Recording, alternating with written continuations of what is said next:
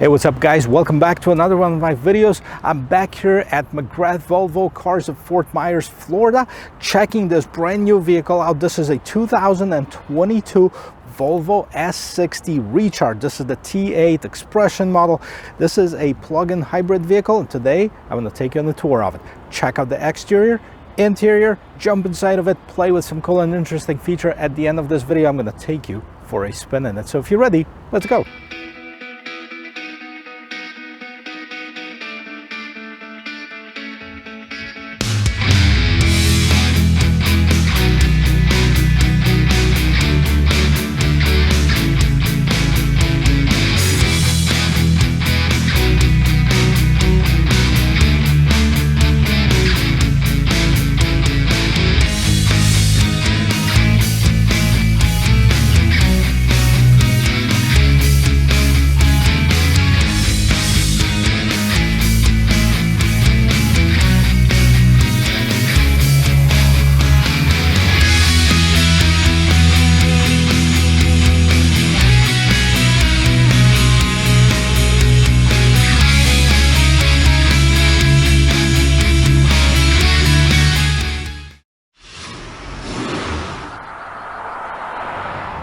Well guys, just like many other companies, Volvo is electrifying its fleet, and I've done last year a 2021 XC90 Recharge, which basically the same setup, a T8 version of it. Was very impressed. I've also done an XC40 fully electric Volvo, which I was very impressed with. I think it's going to be the same with this. Let's just dive right into it. Let's take a look at this nice hood. Very nice long hood, two very distinct body lines, but nothing too crazy, not too many creases, angles, anything like this, and a very stylish front grille. Now, I'm not a big fan of piano black. It does kind of look good on this particular one. Big Volvo emblem, and then the bottom portion of this is also a very shiny black. Now, you have what is functional air intakes right here that's going to help with cooling off the brakes, and then the very traditional lights for the Volvo. Fully LED lights. Now they have this signature T-hammer light signature. These also come with the automatic high beams as well. So this is the front of it, but what powers up this thing is what makes it unique. So let's pop it open and see what it is. Well guys, check this out. First of all, I love, like on the Volvos, like the engine, the hood opens up so nice and tall, so you can see, you can really easily take a look at this engine and see what's up with this. Now there's not much to see, but I gotta tell you, it's a 2.0 liter turbocharged and supercharged engine with the hybrid assist. Total power output on this engine, 405 horsepower, 472 pound-feet of torque.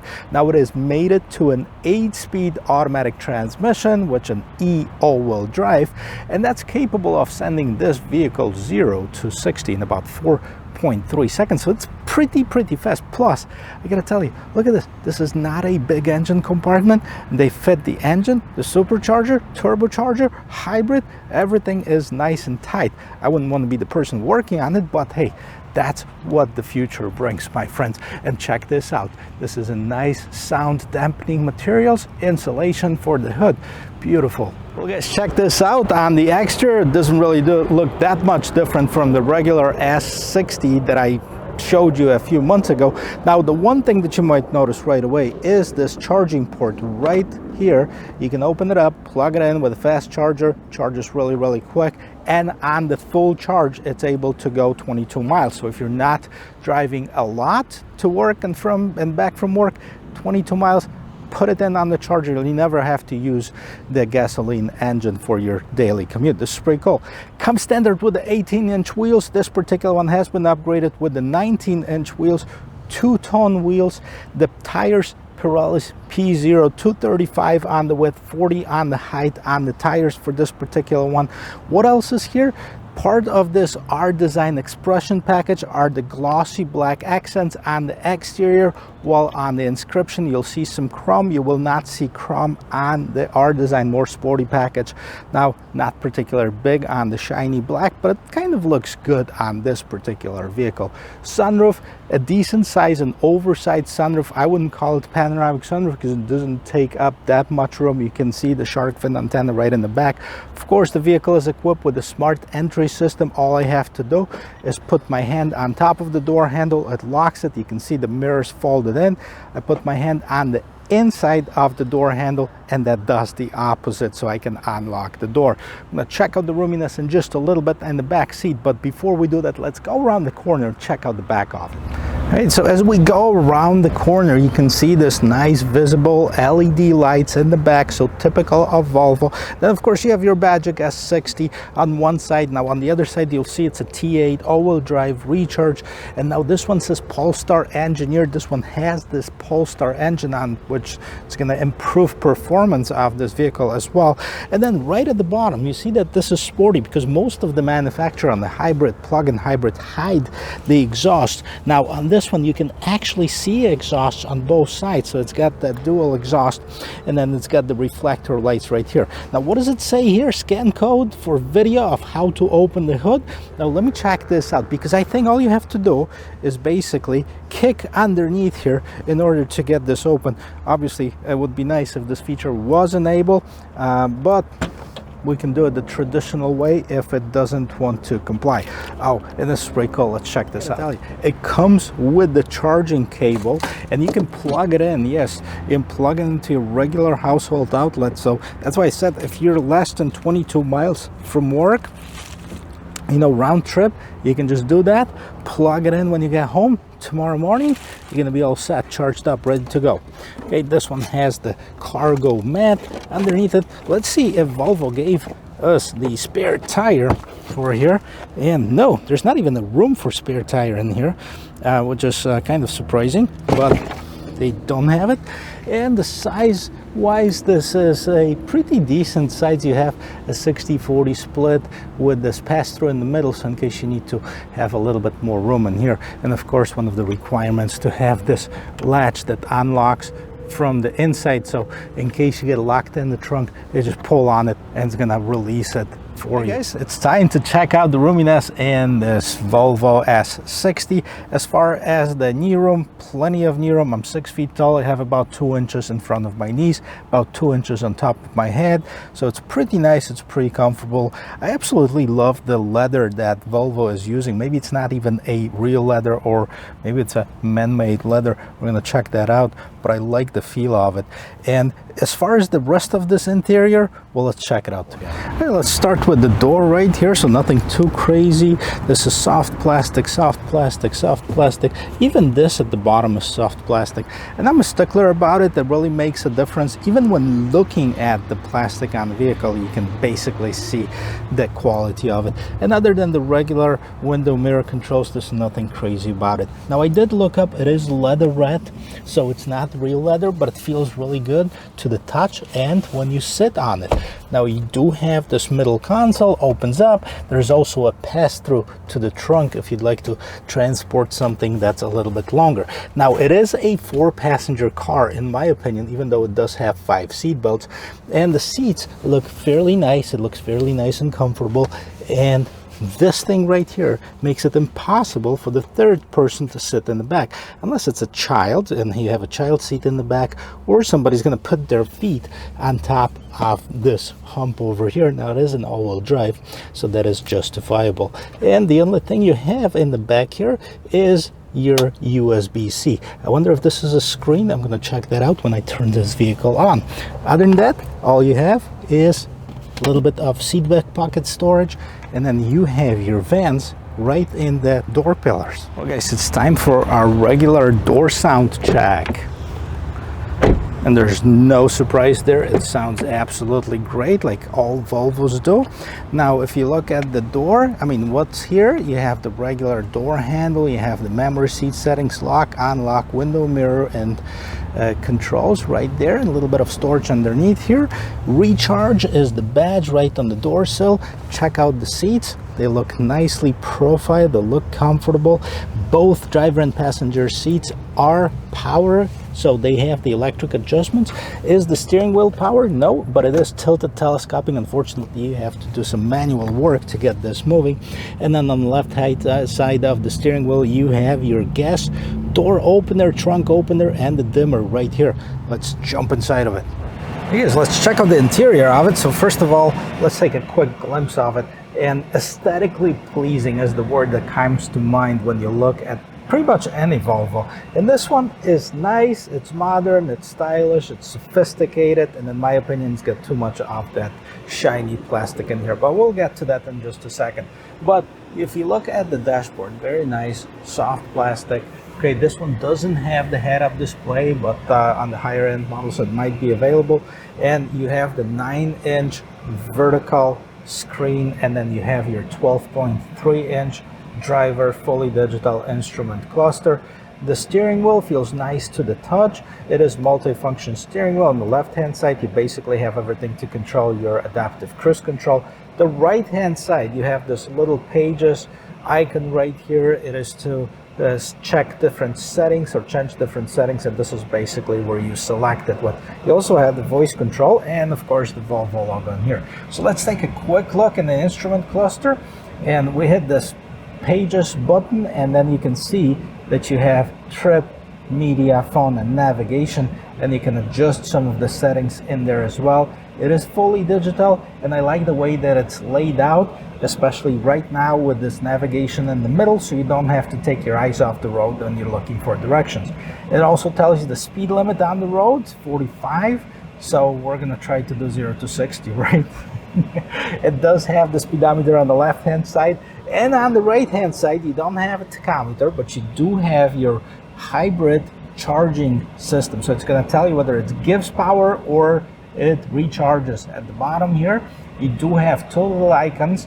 One of them, it says that the battery is pretty much almost drained. It's got 1 mile on the full battery power and it's got 80 miles on the gasoline. So I mean, it's pretty drained right now. Hopefully we're going to be able to at least get it in the electric mode and drive it for just a little bit.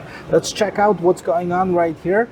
Hit this button over here to go into your main instrument cluster, or basically into your main infotainment system. Now you have vehicle functions. I mean, this is basically a pretty cool feature because this is like your iPad. People are used to swiping side to side. So if you swipe to the right, so the left screen, it has drive modes. And we have constant all-wheel drive, hybrid, and Polestar engineered. Polestar engineered, this vehicle has the $1,800 Polestar package, so it should be more sporty. That's basically your definition of a sport drive. I'm gonna leave it in that, but also want to check out what else is available. Hybrid for everyday use, and the constant all-wheel drive, it's gonna be all-wheel drive all the time. Now, when I did put it in the Polestar engineered, it basically gives you a little bit of a louder growl, if you will, from the exhaust, and it's probably speaker enhanced, but that's okay. It gives you that idea that it's more sporty. Battery hold level sustained for later use, so you don't have to use the battery. So we're not going to do that right now, which is pretty cool. You can charge it. Okay, electronic stability control sport mode, you can turn that off in the sport mode. Lane keep assist, park assist, that's basically your toggle switches. Then at the bottom here you have the cross traffic alert, you can turn that on and off. Blind spot, road sign information, connected safety, private locking, active bending lights, wiper service, collision avoidance. All those features are standard on this vehicle. Headrest fold, if you need more visibility you can fold the headrest. And let's check out the camera.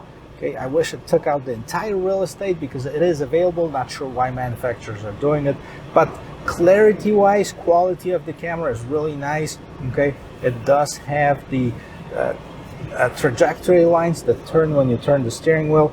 Okay, it doesn't have the 360, but this is also a base model. And the only other options you have the cross traffic alert, lines, you can turn those on or off if you don't like the trajectory line, and parking assist.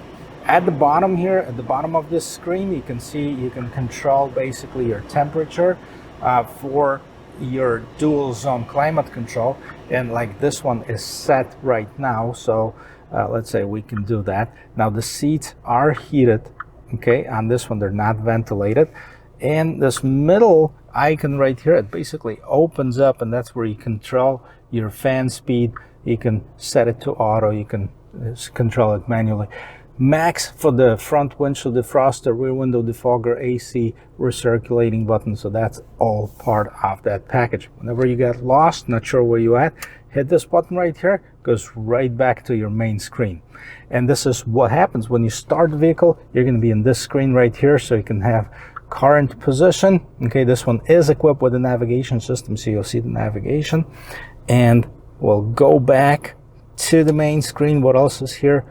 Okay, your music, 25.6 miles per gallon average consumption, and then pairing for the phone. So you have the radio, your media, so you have your FM, AM, Sirius, Bluetooth, messages, car status. You do have, see, it's actually grayed out because I don't have a cable, Android Auto, Apple CarPlay, and then you have driver performance, which, what is this? Okay, so trip, preferences, graph scale. Okay, so basically preferences for display of it, and that is it. This is your infotainment system. We've seen it in other Volvo models before. It's actually pretty easy to use. Now, big vans, but I'm not sure about this trim right here. Like I said before, it looks like too much of that shiny black plastic. Okay, I maybe would like to see it more in aluminum or matte black or something else, but that's just me. Okay, I do like, however, this trim right here. It looks like the real wood trim with aluminum, polished aluminum at the bottom, and then this is soft plastic. The only hard plastic thing right here is the glove box, which nobody really touches it on purpose other than to open it, of course. Then you have some shortcut buttons for your radio, media, and climate control if you don't like to use the ones on the screen. And then you have your shifter. I want to say it's a regular shifter, but it's not. It's a typical Volvo shifter, kind of hollow in the middle, kind of cool design. That's where you start and stop your engine. This is the twist. Then you have your parking brake. Okay, the shifter right here, the hollow on the inside, it's pretty cool design, but this is an electronic shifter, even though it looks like the real one. Okay, all you have to do, park to park, and then push forward to get into reverse. Okay, that turns on your camera and stuff. Pull it towards you, put it in neutral one more time to put it in drive, and then it is in the Polestar mode right here. Let me show you this. Okay, so you do actually have the ability to switch the gears. Okay, 1, 2, 3, 4, so you have the ability to actually switch the gears manually if you would like to. Let's put it back in park so we don't roll around. Start and stop button right here, that's how you turn on and off the engine. Then you have the electronic parking brake, and then you have the auto hold, or you can turn on or off that automatic start and stop button basically. 2 cup holders, definitely European size drinks, so for you lovers of the big gulp, it won't fit in here. And right here, this is it. This is all the storage that you get in this glove box. I'm not even sure why it's opening, because that's really not a lot. And right in here, okay, nothing. Okay, just a 12-volt power outlet, which is actually right here. And then you have your regular USB ports, 2 of them right in the back of here. Okay, that's basically all that is to put your arm on top of it. What's up? What's going on top? So you can see there is this oversized sunroof. I don't know if I would call it a panoramic sunroof, but you know, it opens up. First the shade, and then you can also open up all of this sunroof up to here if you want to slide it open. Okay, gives you a nice windscreen over here. And okay, so that's the sunroof, and let's take this vehicle for a spin. Okay, so let's check this out. I mean, first of all, before we take it for a spin, which I'm really excited to do, let's take a look and see what trims are available for this year's 2022 S60 Recharge. So our design is the base one. Our design expression is the base out of the base, and this one basically starts at $48,695. Now, there's also our design, and that's a $3,000 option. That gives you a little bit more of a sporty feel.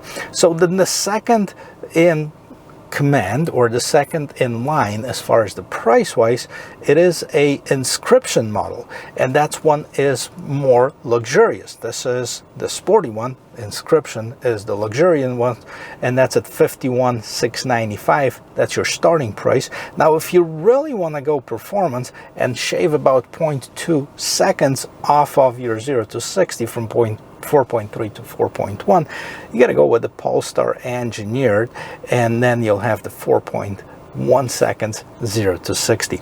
But I'm really curious of how this vehicle will perform on the road. It is a small engine, 2.0 liter, but it is supercharged, it is turbocharged, and it does have a hybrid. So in addition to the regular 2.0 liter engine, it's got 3 other sources of additional power, and I want to check out of how all of this works together on this vehicle. Before we do that, let's check out the rear view camera. We already did, but I'm gonna just back it up and then turn it. Okay, we'll do a 360 on this vehicle and see how it turns. Okay, steering wheel all the way, and we'll see how many parking spots it takes.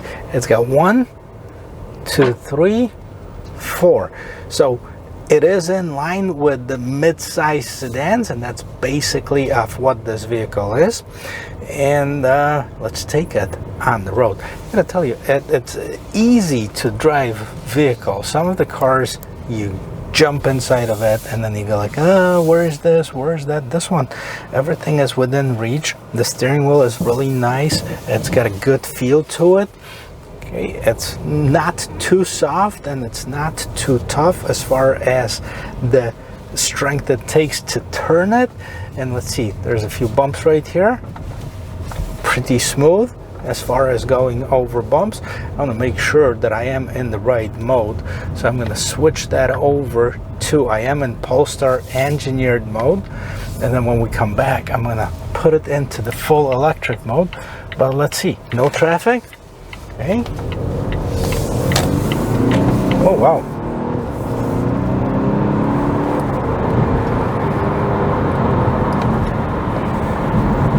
You can definitely feel the power of acceleration in this vehicle. It's got 0 to 60 effortlessly and without an excessive engine noise or any other noises for that matter.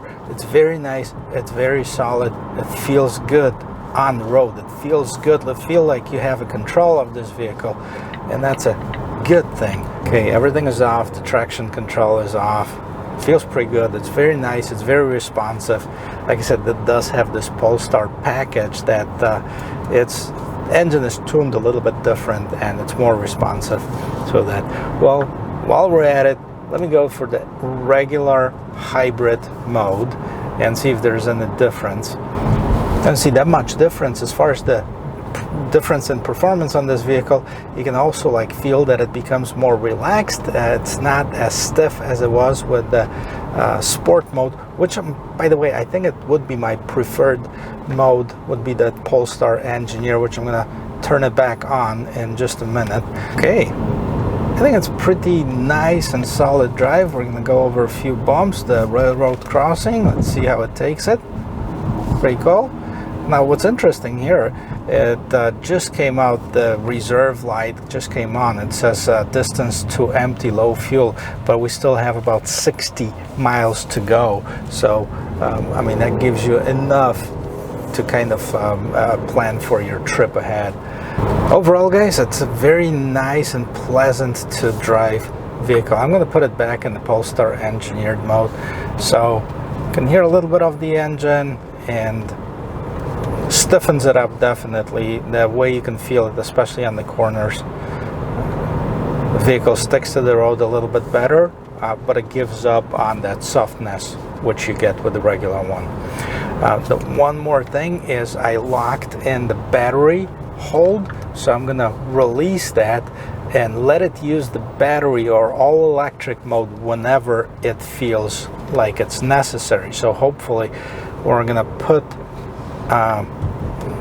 go into a complete stop and we're gonna start moving. It's gonna go into the all electric mode, and we're gonna have maybe a mile or so in that. All right, so let's stop.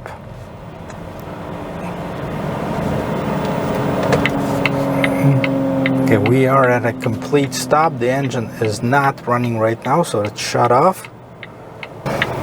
One mode that I didn't notice that it existed, there is a pure mode in here. It was actually covered, constant all-wheel drive, pure hybrid, and Polestar engineer. So I just put it in the pure mode. That's going to be the most economical mode. That's going to supposedly save you the most gas mileage. And I got to tell you, once I did that, because everything's, all the settings kind of adjusted on this vehicle, it went the battery only from 2 to 4 miles. So I guess once the consumption is reduced, obviously you have a little bit of a larger range. So up to 22 miles per electric fully charged, and that's pretty interesting. And let's see, this is what we are. Okay, this is electric.